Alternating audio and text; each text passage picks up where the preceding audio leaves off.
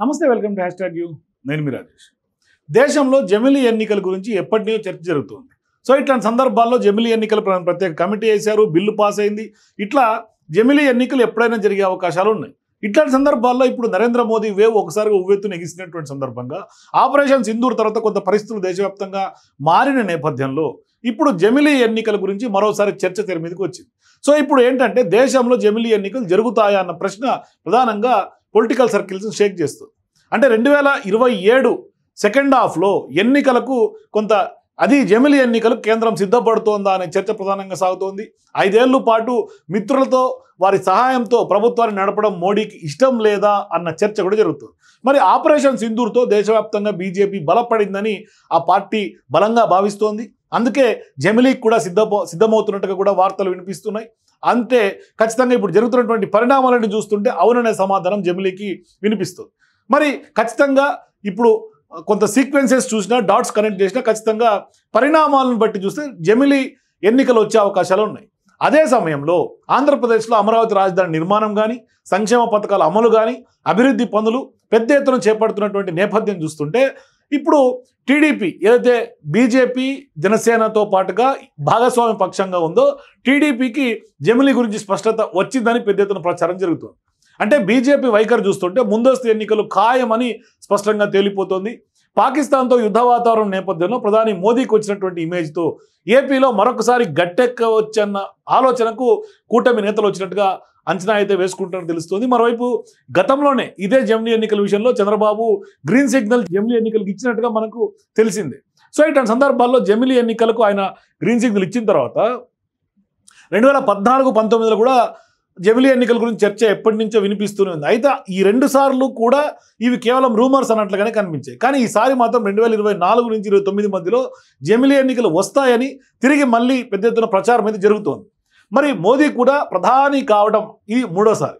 మరి ఈసారి మాత్రం మరొకసారి నిజమయ్యేలా కనిపిస్తుంది. అంటే మరొకసారి కూడా ఆయన మరొకసారి ఢిల్లీ పీఠం అధిరోహించే అవకాశాలు కనిపిస్తుంది. అంటే ఆ వేవ్ అంతగా వస్తుంది. మరి ఢిల్లీ వర్గాల నుంచి కూడా టాక్ ఇదే వినిపిస్తుంది. ఎందుకంటే ఇటీవల ఆపరేషన్ సింధూర్ అందుకు బలమైనటువంటి బీజం అన్నట్లుగా వార్తలు వినిపిస్తూ ఉన్నాయి.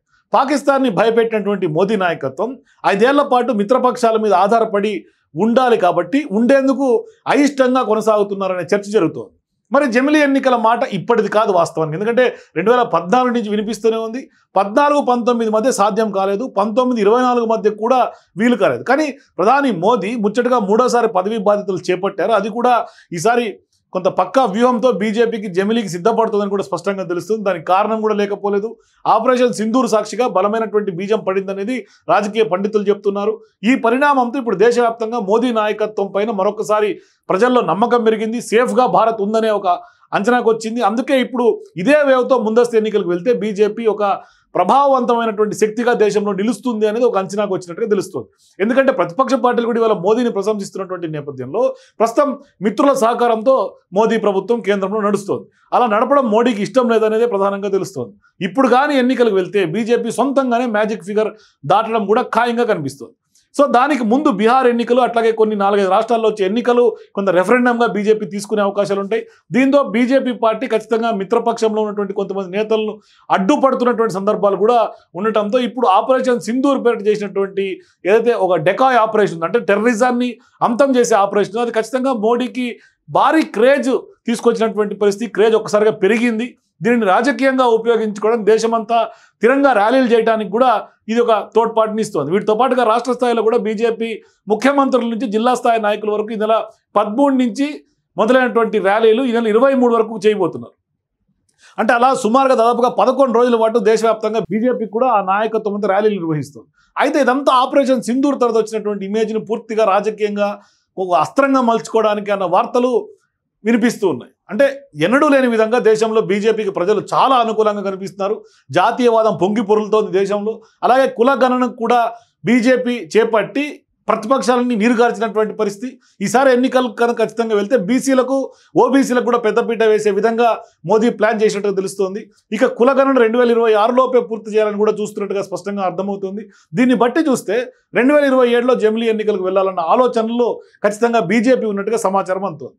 ఇలా గనక చేస్తే అధికారంలో ఉన్నప్పుడే ఎన్నికలకు వెళ్తే దాదాపుగా 400 లక్ష్యాన్ని ఏదైతే టార్గెట్ 400 ఉందో అబ్కి బార్ 400 పార్ అని బీజేపీ నినాదం ఉందో దాన్ని ఖచ్చితంగా చేరుకుంటారన్న ఒక భావన బీజేపీలో కనిపిస్తుంది. ఇక కూటమిలో భాగంగా ఉన్నటువంటి ఏపీలో మిత్రపక్షంగా ఉన్నటువంటి బీజేపీ చంద్రబాబుకు హింట్ ఇచ్చిందేమో, అందుకే సూపర్ 6 హామీలను కూడా ఒకటొకటి చాలా ఫాస్ట్గా అమలు చేస్తున్నారు.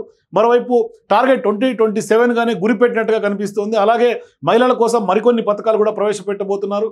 ఇక సింగిల్గా పోటీ చేయాలనే ఆలోచన విరమించుకొని ఖచ్చితంగా మరొకసారి కూటమిగానే వెళ్ళాలని కూడా టీడీపీ ప్రయత్నాలు కొంత ఉన్నట్టుగా అయితే కనిపిస్తుంది. మొత్తం మీద కూటమి హిస్టరీ మరొకసారి ఆంధ్రప్రదేశ్లో రిపీట్ చేసే అవకాశం ఉంటుంది. మరోవైపు నరేంద్ర మోదీ కూడా జాతీయ స్థాయిలో ఖచ్చితంగా మరొకసారి ప్రభుత్వం ఏర్పాటు చేసే దిశగా జమిలీ ఎన్నికలకు ఇదే సరైనటువంటి సమయం అని బీజేపీ భావిస్తున్నట్టు తెలుస్తోంది.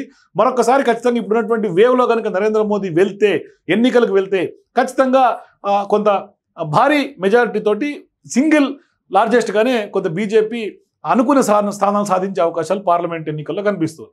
మరి దీనికి ఎట్లా ఉండబోదు, ఎందుకంటే ఇప్పటికే కమిటీ వేసింది, పార్లమెంట్లో బిల్లు, ఇవన్నీ చూసిన తర్వాత జమిలీ ఎన్నికలు 1 నేషన్ 1 ఎలక్షన్ ఎప్పుడైనా బీజేపీ తీసుకొచ్చే సాహసం చేసే అవకాశాలు ఉన్నాయి. సో మీరు కూడా 1 నేషన్ 1 ఎలక్షన్స్ ఎప్పుడు తీసుకొచ్చే అవకాశం ఉంటుంది బీజేపీకి? మీ అభిప్రాయాన్ని కింద కామెంట్స్ రూపంలో తెలియజేయండి. మరి ఇదే రైట్ టైం అనుకుంటే కూడా మీరు కామెంట్స్ చేయండి.